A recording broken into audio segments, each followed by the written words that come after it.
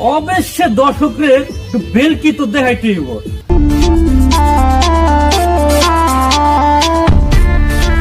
নতুন সিনেমার যেহেতু কাজ পাইছি, সিনেমার নাম যেহেতু বেলকিবাজি, তা নাচের একটু প্র্যাকটিসটা কইরাই লই।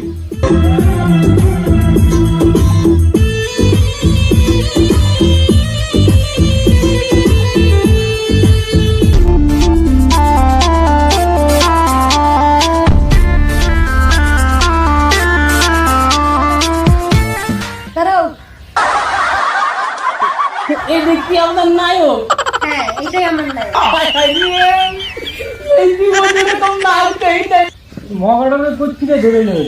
আরে একটা পাগল ছাগল ওই ড্রেস চেঞ্জ করতে গেছে, ওখানে একটা ঝামেলা হয়েছে, বুঝছো? তো বলতেছে যে ই করবে, শুটিং করবে। তো আমি তোমাকে পরিচয় করে দিলাম। জীবনে আমি ভাবতেছিলাম, বুঝছেন, আমি গেছি শুনবার লাগে আর উনি গেছে কামড় ফাটাবার লাগে, বুঝছেন। তারপরে এরা একদিন আইসে কয়, ওই আপনি ওদের কি করলেন? আমি দেখেছিলাম। তারপরে উনি আমার কাছে গেছে, আমার কয় শুটিং। আপনার ইচ্ছাটা কি? আপনারা শুটিং করেন, নায়ক আমার মনে তো সব আপনার নাচ গানটা দেখবো।